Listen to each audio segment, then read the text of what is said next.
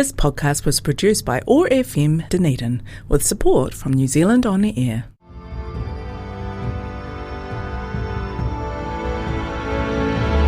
Welcome to Around the World in 80 Minutes, a podcast series based on the book Around the World in 80 Years with Julie Woods, that's me, illustrated by Ron Esplin, that's you, Ron. Yes, it is, and thank you very much for such a kind welcome.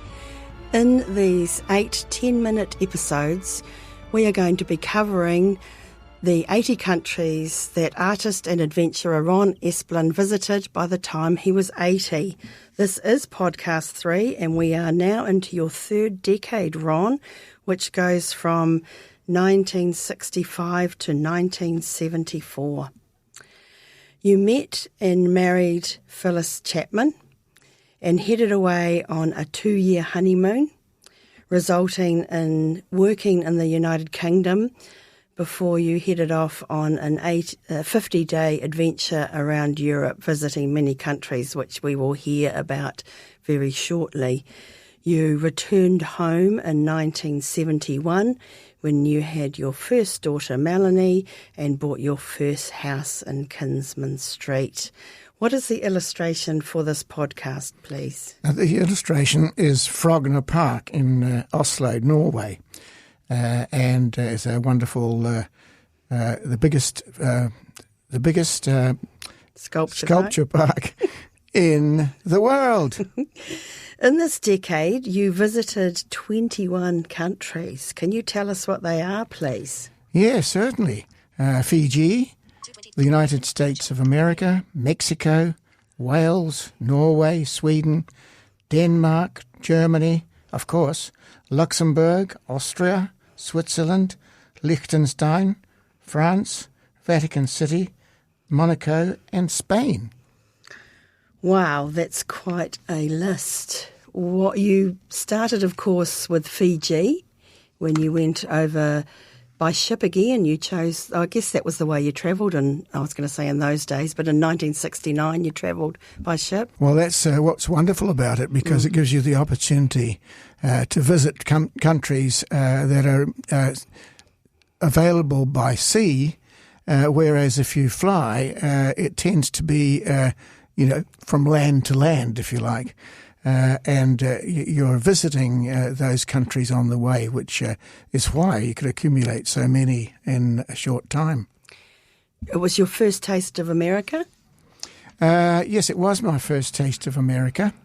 And the just happens that we had booked a passage on a ship that was belonged to the Greek line Chandris, and they dropped into Los Angeles on the west coast of the United States, and then went down to Acapulco in Mexico, and then through the Panama Canal again. And then from there on, we visited quite a number of cities in Australia. Again, there were immigrants that were going to those places before finishing up in Auckland.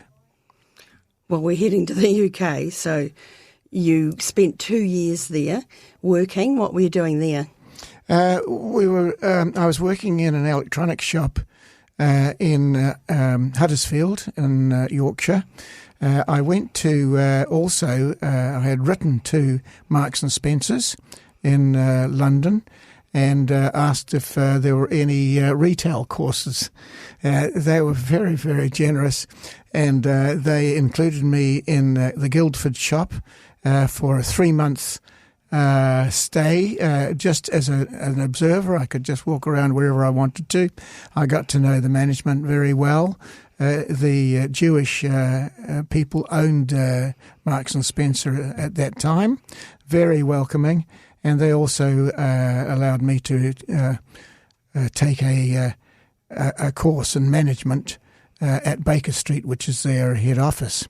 So that was after that we worked there the 2 years before returning to New Zealand.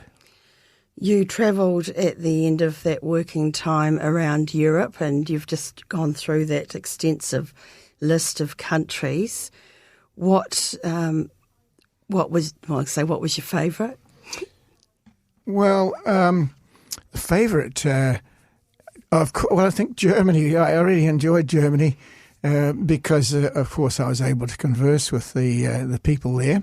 One of the downside of being able to speak German is that practically the entirety of Europe were much against the Germans. It wasn't that long after the Second World War. And if some people I spoke to in German, they virtually ignored me or were kind of gave me the silent treatment. And I found that if I spoke French, it was rather better. So, or English actually, and that was one of the interesting things that happened while we were away there in Europe. France, of course, was your other language, and I mean, it's a magnificent country, so... Absolutely. The art in France? Oh, well, there was every opportunity then, as you have correctly pointed out, to go to wonderful places like the Louvre, and at that time I don't think they didn't have the entrance with that pyramid, the glass pyramid. It was before that. But it was just as lovely to go and see the Mona Lisa and these other paintings. Very, very hard to visit everything or see everything, and you really have to limit yourself to only a few. That makes you appreciate the work so much better. Limit the choice. Also, of course, the art was all over the countries that we went to, and made sure I went to as many galleries as we could. Vatican City? Yes, of course. And where you saw the wonderful work, Leonardo da Vinci on the ceiling of the Vatican Church. Art is all around in Italy. And it's a historic place. Not sure the Italians are actually all that enthusiastic about it, and we didn't find the Italians all that nice because it was shortly after the war, and every country had a border that you had to show your passport at in those days.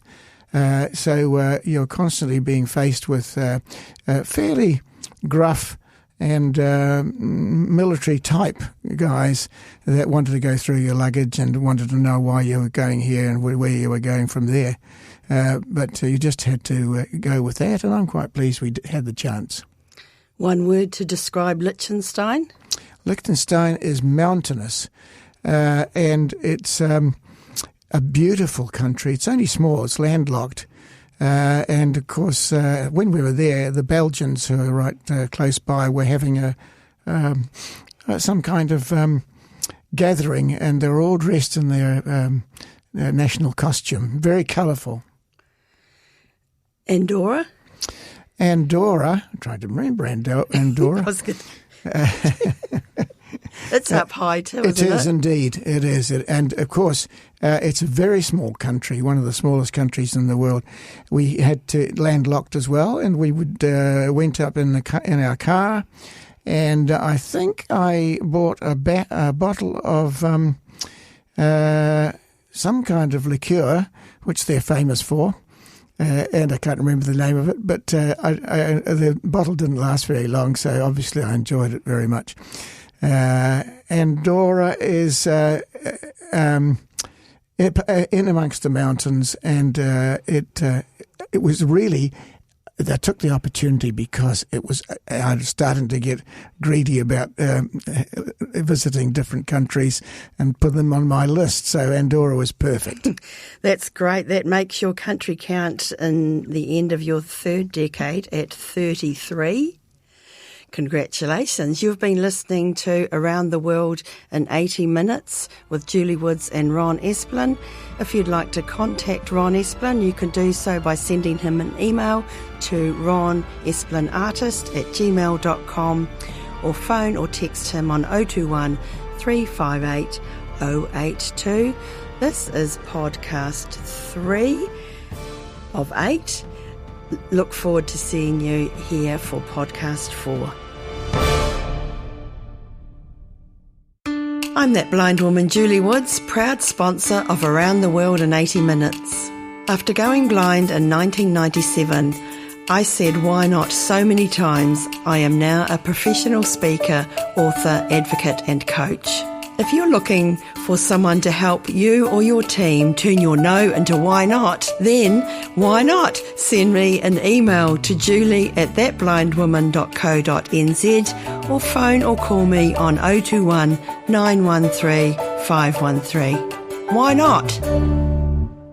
This podcast was produced by OAR FM Dunedin with support from New Zealand On the Air.